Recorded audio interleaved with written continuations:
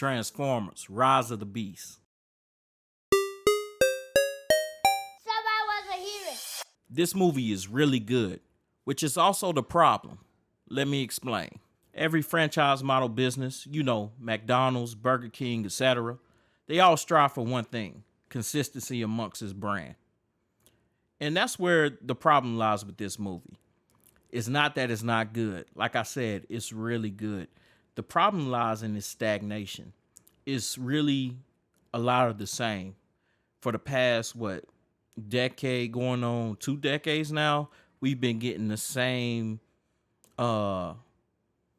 formula, so to speak, right? So we've been getting that same old, this is how you make a blockbuster action superhero summertime movie. And it works. So I don't really know why I'm complaining. I just feel like I want more. So not unlike those other films, this is your atypical summer blockbuster. You got your action, your explosions, your Indiana Jones-esque adventure, and of course, the over-the-top cinematics. So you're going to be given a pretty good hamburger. But I guess I'm looking for pizza. Maybe a taco? I don't know. I mean, right down to the character set. You can swap, what's his name? Unicron for Galactus, Scourge for Ultron. I mean, we could go on and on. Pretty much the entire cast of the Maximals and the Autobots are pretty much like the Avengers, right? I mean, you can really swap it out and you'll have yourself basically a summertime Avengers movie. It's just, I can't say it's getting tired because it's making plenty of money. Maybe I'm just getting growing weary of it, man. Maybe it's just me, But again, I don't want to say all that and make you guys think that this is not a good movie. I'm actually rating it. Go see it. It's pretty good for summertime. Sitting at the house when it comes out, chilling, relaxing with the family. It's actually pretty solid, man. And I truly think that Anthony Ramos and Dominique Fishback really set the tone here. They did an excellent job, and I'm really proud of them. I mean, being minorities and this being the first time that has really been minority led, that's absolutely insane and awesome, man. They really held their own, even with the over the top scale of the Autobots and everything. They really held their own. Ramos actually really shined in this one. That's the same gentleman, if I'm not mistaken. He's the same guy from In the Heights. Is that what it was called? In the Heights. It was like a musical. It's the same guy. He also did, I think, Broadway, like the Hamilton, the Hamilton feature. He's really good. So let's talk about the movie a little bit. This film is set in the 90s. Listen, that's got to be the greatest, and I mean the greatest time period in American history. I'm not saying that because I grew up in the 90s. I'm saying that because of culturally speaking, it really is. We had Game Boys. We had Sega Genesis. We budded the entirety of what you guys are basing all of these movies on now. It was just awesome. You had guest t-shirts and oh man, I'm getting excited. Open toe sandals.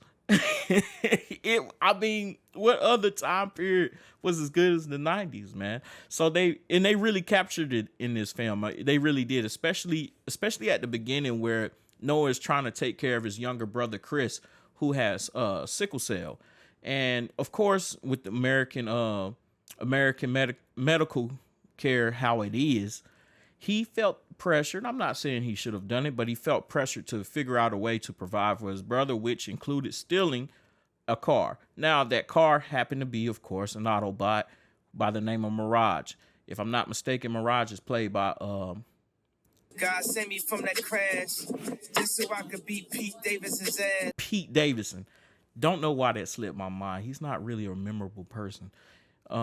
Anyway, but he really nailed it as Mirage. He really did. He did an awesome job voicing the character of Mirage. I really thought he did very well.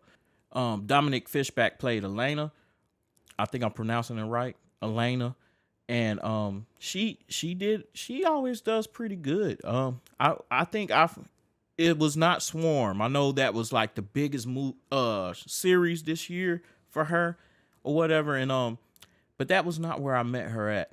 I met her in, it was some show where I not met her, but you guys know what I'm saying. Where I was introduced to Dominique Fishback, but she does pretty well. I'm not completely sold on her though as an actress, but it's nothing wrong with her. It's just she's just not really like my cup of tea, I guess. But she does very well, and she did well in this movie as well. So she's playing the role of an I guess you want to say understudy to an archaeologist team. So she's not necessarily at the height, but she seems to be the brightest nonetheless, and is being overlooked as usual. And she pretty much has all the answers, you know. So I guess you guys can see where I'm going with this. They need a key. She has half the key. Noah goes to retrieve the key. He runs into her, and the adventure begins. These stories are pretty cut and dry, right? But it's the in between. It's the in between that makes these type of films. It's the dialogue between the characters, which was really great, by the way. It's the action. Of course, that was all there. I'm not taking anything away from it. Again, I'm just going back to what I said at the beginning. It's just more of the same of what we already know. These guys have formulated over the past decade or so a formula that works, and they don't want to deter from it, and it's pretty stagnant. That's really my only complaint. My wife's complaint was this. She thought that the Autobots were a tad bit weakened in this film, and I have to agree. I have no idea why they seem to make them so freaking weak, but I'm of course they're strong, don't get me wrong, but it was like they were so much underpowered compared to the Maximals, compared to Scourge and his team. They were just completely underpowered. And I don't know if that was a selling point, or one of my theories was that they had been on Earth, maybe not being on their home planet, weaken them somewhat, or maybe they were younger than when we met them in the 2000s. Of course, I'm not quite sure what the issue was there, but it was horrible.